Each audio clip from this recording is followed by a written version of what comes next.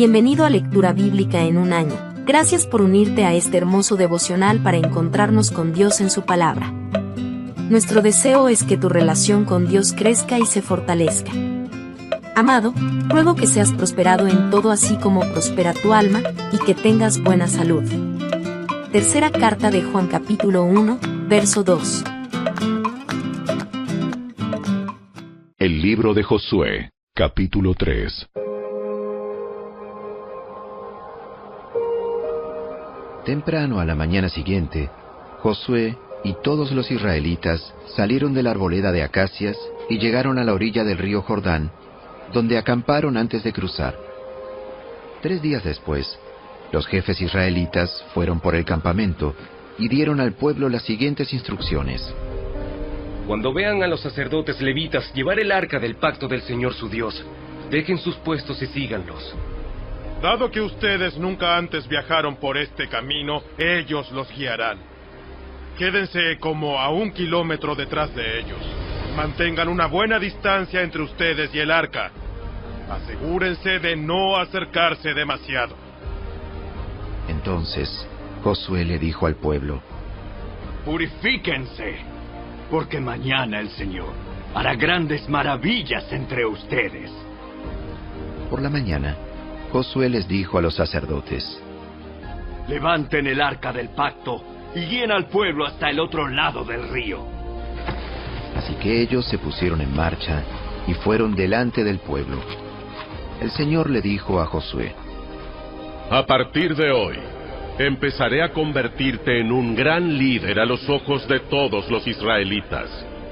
Sabrán que yo estoy contigo, tal como lo estuve con Moisés. Dales la siguiente orden a los sacerdotes que llevan el arca del pacto. Cuando lleguen a la orilla del río Jordán, den unos cuantos pasos dentro del río y deténganse allí. Entonces Josué les dijo a los israelitas: Vengan y escuchen lo que dice el Señor su Dios. Hoy sabrán que el Dios viviente está entre ustedes. Sin lugar a dudas, Él expulsará a los cananeos, a los hititas, a los heveos, a los fereceos, a los gergeseos, a los amorreos y a los jebuseos de delante de ustedes. Miren, el arca del pacto que pertenece al Señor de toda la tierra los guiará al cruzar el río Jordán. Elijan ahora a 12 hombres de las tribus de Israel, 1 de cada tribu. Los sacerdotes llevarán el arca del Señor, el Señor de toda la tierra. En cuanto sus pies toquen el agua, la corriente de agua se detendrá río arriba y el río se levantará como un muro. Entonces, los israelitas salieron del campamento para cruzar el Jordán, y los sacerdotes que llevaban el arca del pacto iban delante de ellos. Era la temporada de la cosecha, y el Jordán desbordaba su cauce. Pero en cuanto los pies de los sacerdotes que llevaban el arca tocaron el agua a la orilla del río, el agua que venía de río arriba dejó de fluir y comenzó a amontonarse a una gran distancia de allí, a la altura de una ciudad llamada Adán, que está cerca de Zaretán. Y el agua que estaba río abajo desembocó en el mar Muerto hasta que el lecho del río quedó seco. Después, todo el pueblo cruzó cerca de la ciudad de Jericó. Mientras tanto, los sacerdotes que llevaban el arca del pacto del Señor se quedaron parados en tierra seca en medio del lecho, mientras el pueblo pasaba frente a ellos. Los sacerdotes esperaron allí hasta que toda la nación de Israel terminó de cruzar el Jordán por tierra seca.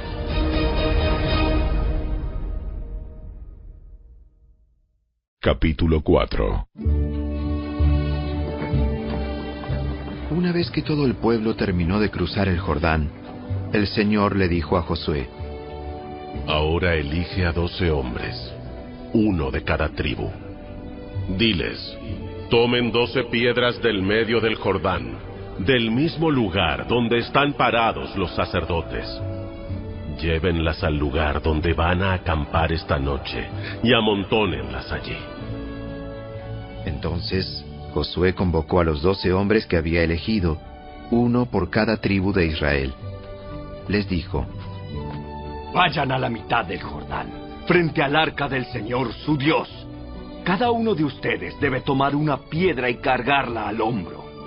Serán 12 piedras en total, una por cada tribu de Israel. Las usaremos para levantar un monumento conmemorativo. En el futuro, sus hijos les preguntarán, ¿qué significan estas piedras?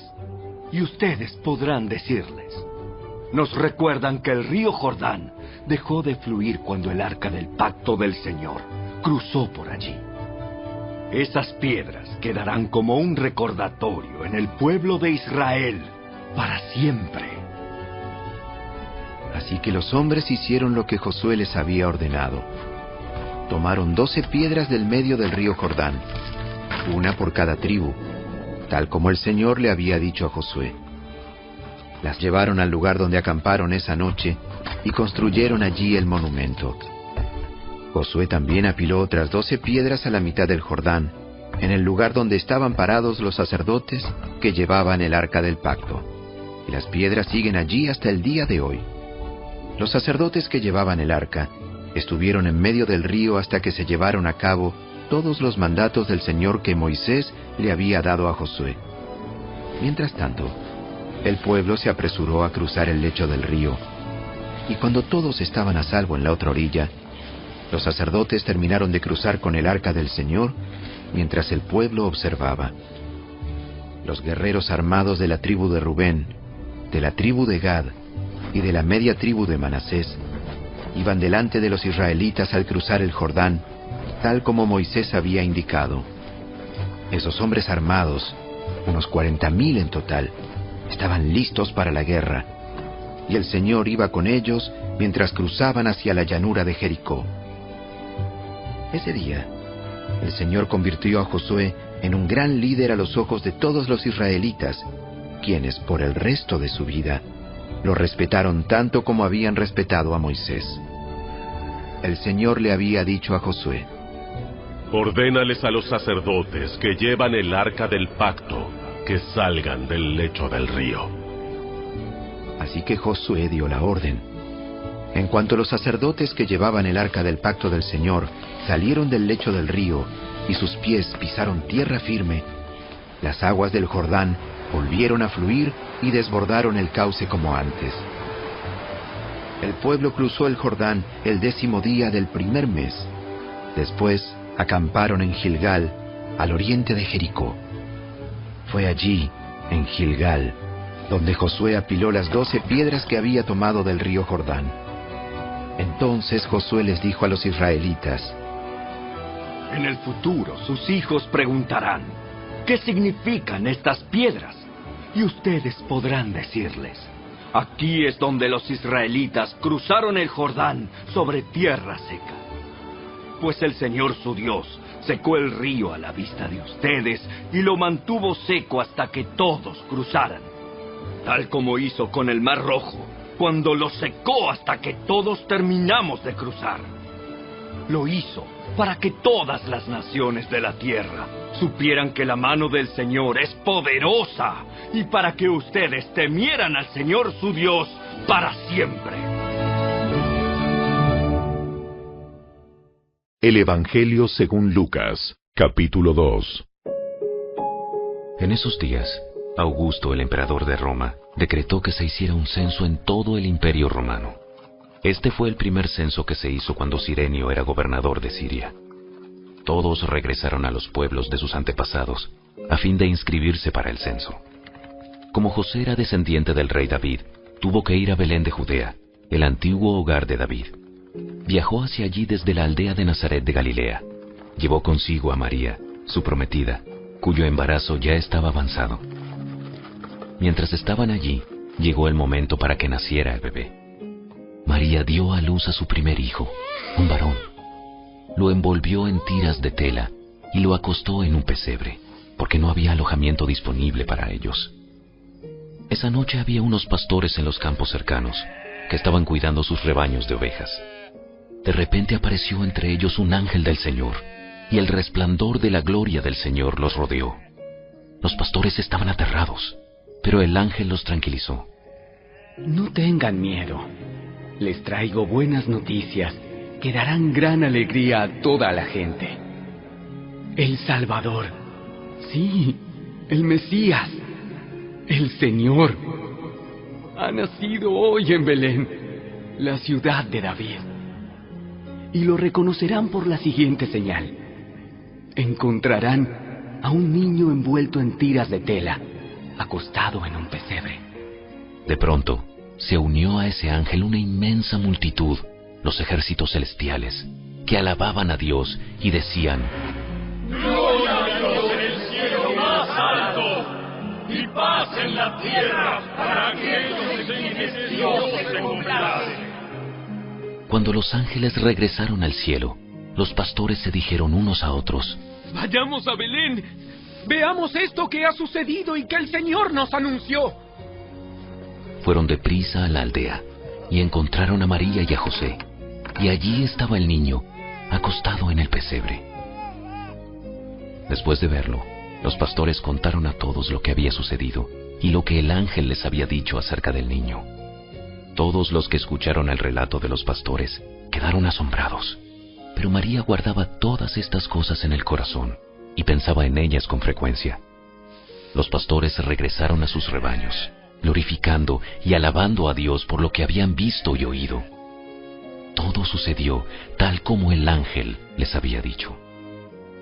8 días después, cuando el bebé fue circuncidado, le pusieron por nombre Jesús, el nombre que había dado el ángel aún antes de que el niño fuera concebido.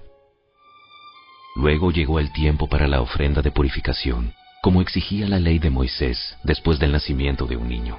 Así que sus padres lo llevaron a Jerusalén para presentarlo al Señor. La ley del Señor dice: si el primer hijo de una mujer es varón, habrá que dedicarlo al Señor. Así que ellos ofrecieron el sacrificio requerido en la ley del Señor, que consistía en un par de tórtolas o 2 pichones de paloma. En ese tiempo, había en Jerusalén un hombre llamado Simeón. Era justo y devoto, y esperaba con anhelo que llegara el Mesías y rescatara a Israel. El Espíritu Santo estaba sobre él, y le había revelado que no moriría sin antes ver al Mesías del Señor. Ese día, el Espíritu lo guió al templo, de manera que cuando María y José llegaron para presentar al bebé Jesús ante el Señor, como exigía la ley, Simeón estaba allí. Tomó al niño en sus brazos y alabó a Dios, diciendo: Señor soberano, permite ahora que tu siervo muera en paz, como prometiste. He visto tu salvación, la que preparaste para toda la gente. Él es una luz para revelar a Dios a las naciones, y es la gloria de tu pueblo Israel. Los padres de Jesús estaban asombrados de lo que se decía de él. Entonces Simeón les dio su bendición y le dijo a María, la madre del bebé: Este niño está destinado a provocar la caída de muchos en Israel, pero también será la alegría de muchos otros. Fue enviado como una señal de Dios, pero muchos se le opondrán. Como resultado, saldrán a la luz los pensamientos más profundos de muchos corazones, y una espada atravesará tu propia alma. En el templo también estaba Ana, una profetisa muy anciana, hija de Fanuel, de la tribu de Aser. Su esposo había muerto cuando solo llevaban 7 años de casados. Después ella vivió como viuda hasta la edad de 84 años. Nunca salía del templo, sino que permanecía allí de día y de noche, adorando a Dios en ayuno y oración. Llegó justo en el momento que Simeón hablaba con María y José, y comenzó a alabar a Dios. Habló del niño a todos los que esperaban que Dios rescatara a Jerusalén. Una vez que los padres de Jesús cumplieron con todas las exigencias de la ley del Señor, regresaron a su casa en Nazaret, de Galilea.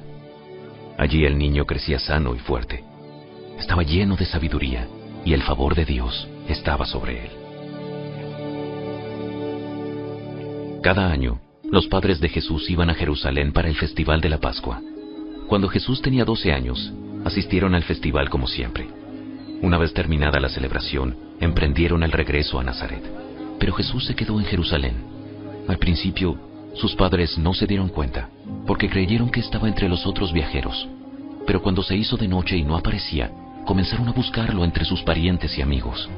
Como no pudieron encontrarlo, regresaron a Jerusalén para buscarlo allí. 3 días después, por fin lo encontraron en el templo, sentado entre los maestros religiosos, escuchándolos y haciéndoles preguntas. Todos los que lo oían quedaban asombrados de su entendimiento y de sus respuestas. Sus padres no sabían qué pensar. Hijo, ¿por qué nos has hecho esto?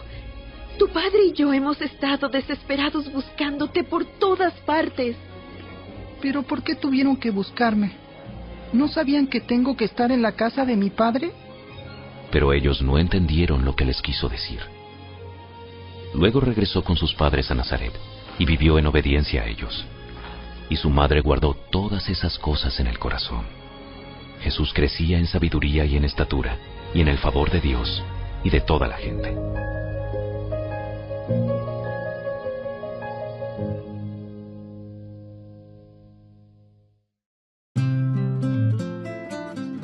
Gracias por acompañarnos.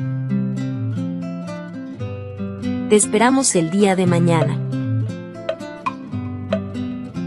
En mi corazón he atesorado tu palabra, para no pecar contra ti. Salmo 119, verso 11.